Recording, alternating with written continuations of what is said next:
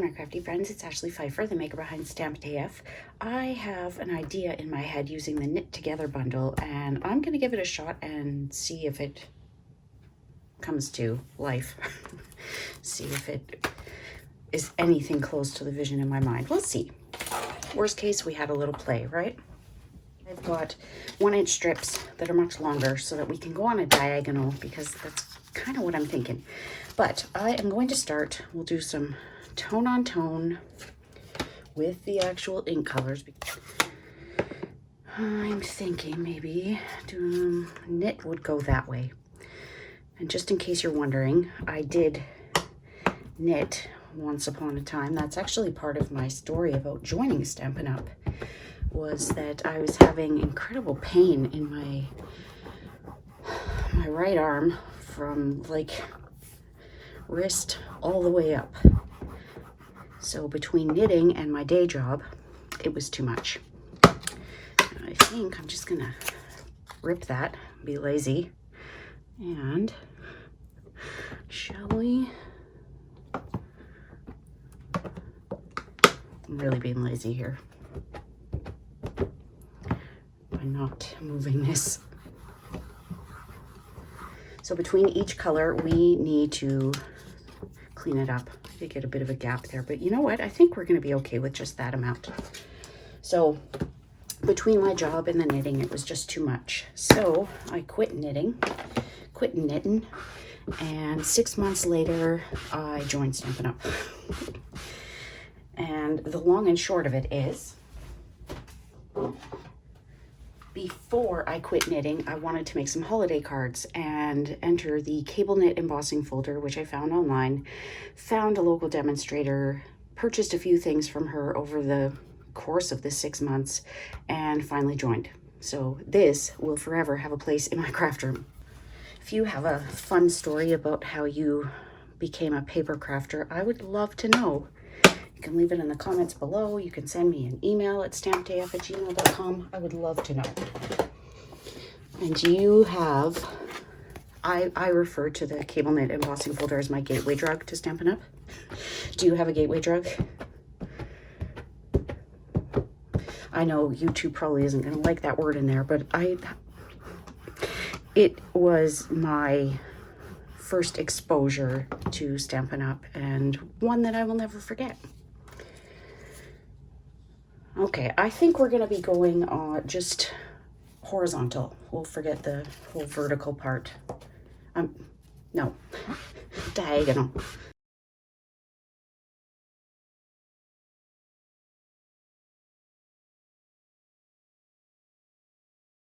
So sharing the story that I just shared about my entry into the Stampin' Up world, this bundle also has a special place in my heart because of the knitting aspect. Now I am going to be cutting the snowflakes. See, it's not quite big enough. I will be cutting the snowflakes out of the pool party, the trees out of the mint macaron. I've got kind of a rainbow going here. Okay, and then the poinsettias will be the blushing bride. And if I don't like how this looks with a knit background, I'm just going to cut some more strips and get to this point so that you're not sitting here watching paint dry. Okay, let the fun begin. What do we think? I mean, we could make a cute, ugly sweater. It's just not going to be quite as big as I thought. And I'm kind of thinking now, instead of using the negatives, because remember I said I wanted the negatives and the positives to look different, I'm thinking now, instead of layering them so that the negatives are in there, I'm thinking maybe we'll choose a darker color for underneath. It's evolving as I go. Not loving the knit, so I will be right back at this point with just my strips of cardstock cut, and then maybe that way I can bring in some of these. Maybe we'll see, but I will BRB. Okay, take two. So we're not going to go terribly dark on the ones underneath. I still want this to be a mainly subtle design.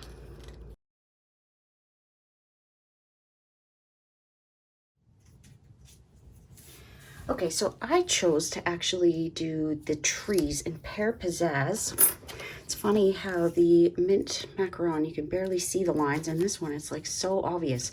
So if that happens to you, just run it through your die cutting machine again with just your plates, no dies. Not a whole lot better, but okay. So the reason I changed to Pear Pizzazz was because it pairs, pardon the pun, so beautifully with Old Olive.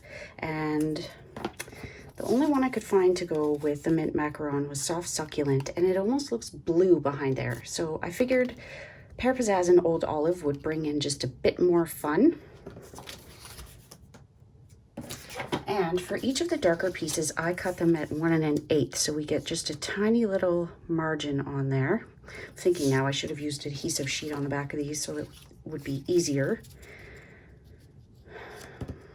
I don't think about those things. Okay, so Blushing Bride has Flirty Flamingo. I honestly didn't think the matte would be so big on this, but I like it. And then, of course, Pool Party, Coastal Cabana. Okay, so we're kind of building a cool ugly sweater. Like, isn't this like what you would imagine Old Navy would do as an ugly sweater? But I am going to cut some adhesive sheet and just put that on 3 of the strips. Just little 1/2-inch pieces. I don't need them to be the full length. All of these, as you can see, are going to need to be cut. What I will do with my adhesive sheet is just cut my 1/2-inch strips like that, because if you can tell, it's like the perfect length. If you've never used these, let me enlighten you. They are amazing. Okay, I keep putting everything too low.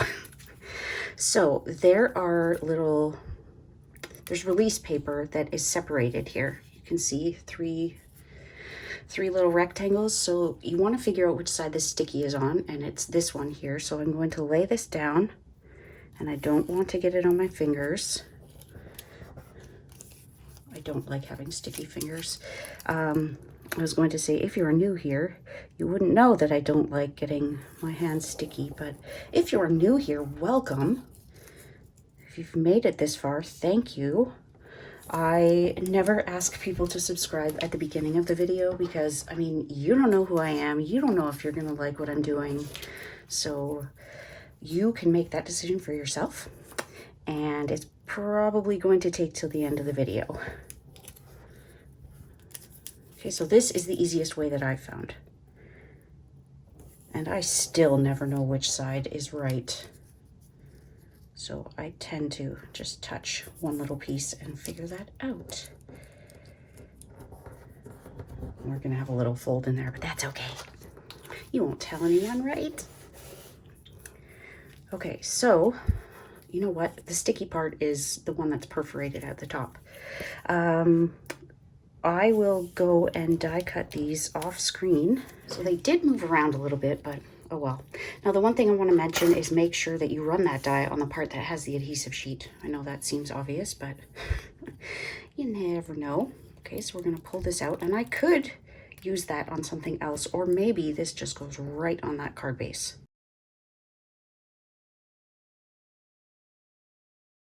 So I'm going to bring in my trimmer, and I'm going to show you what I'm doing. So this currently is a 1-inch strip. We don't need it to be that long. So I'm going to take it where I can see those tree trunks in the well there, the cutting well. I'm going to back it up just a little bit, and this is going to be super awkward. I don't want to cut too close. Cut something with adhesive already on it the other day, and now everything is so sticky. I need to take an alcohol wipe and de-stick it. Now you definitely don't want to ruin everything at this point, so cut carefully, my friend. So same thing, we're going to line up those trees, and you know what? I'm going to rip this off because it's too far. I'm not going to rip it off. I'm going to cut it because otherwise it can't sit straight. It's dancing. Just taking off a little smidge. Okay, so right now this measures 7/8. So we need this to be 1 inch because it is only 1/8 of an inch wider on the strips. Is that right? That looks about right. I really want to emboss this one to get rid of those weird stripes. Okay, so same thing for the snowflake. I am going to kind of zip through that one.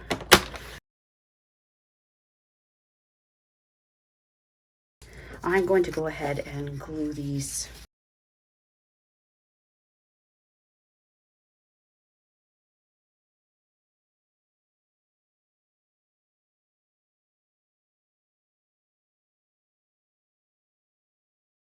There are so many that could work to give you a nice texture in the background. And well, I love one of the greenery ones because it looks like stitches. I want to go with something a little more subtle. Probably can't even see it. There you go. Kind of reminds me of like watercolor paper, highly textured, of course. This might be the perfect spacer.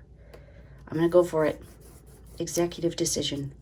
I'm going for it. Now, pro tip, if you're working on a grid, try and use it.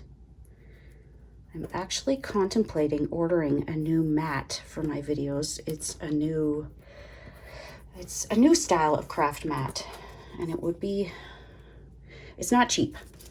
It's not super expensive, but it's not cheap. And I'm thinking, oh, I should wait for Christmas, but I'm so impatient, and I know that no one will understand it like I do, and you do, right? You need the right tools.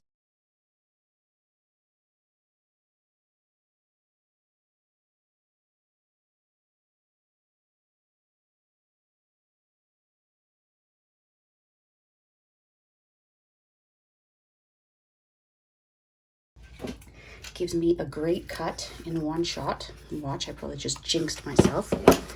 My cutter does stick in one little spot over here, so fingers crossed. We need a card base, and I am just going to go with basic white because we get our matte back on both of those sides. I know it's not perfect, but again, c'est la vie. And this is handmade, not Hallmark. It doesn't have to be perfect. In fact, if there are mistakes, people are more likely to believe you made it yourself. I know, that's terrible to say, isn't it? Oh, I love how it turned out.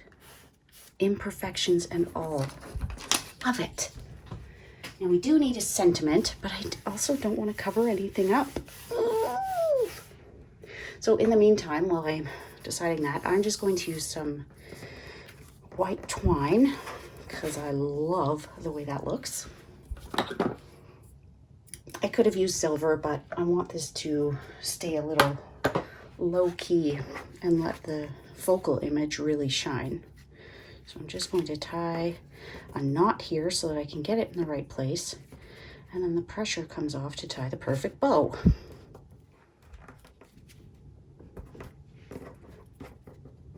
And now you don't want it so tight that it starts cutting into the sides of the cardstock. Mine may be a little on the loose side, looser than I like it to be, but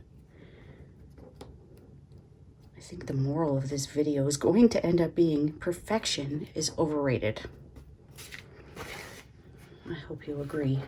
Now, another thing I like to do when I have twine, cut that tail, and then I take my take your pick tool and I just split up the plies.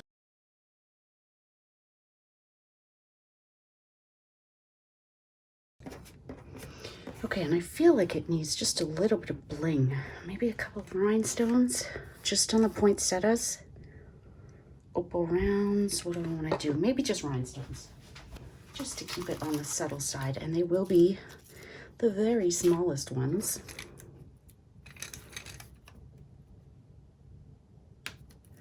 You do want to try and get them centered. But if this video has taught you nothing,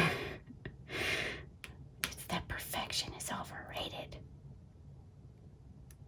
I honestly think that if I was striving for perfection in everything I did, I would never get anything done. Nothing would ever be good enough. What do you think? Should we put some in the snowflakes as well, just to draw the eye up? We'll put maybe the medium ones in there. I don't usually use this much bling. Maybe this will detract from the mistakes. What do you think? This one does not want to go down. So I'm using a medium size now.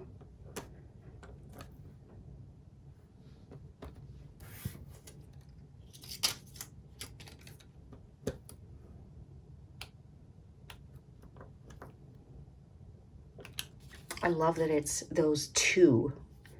We can't do anything with the reindeer. We can't really do anything with the tree. So I love that at least it's the top and second last little piece of the tree wants to come out. I really think this is going to be okay without a sentiment. We could put something beautiful on the inside, or I could just leave it and use it for the perfect occasion.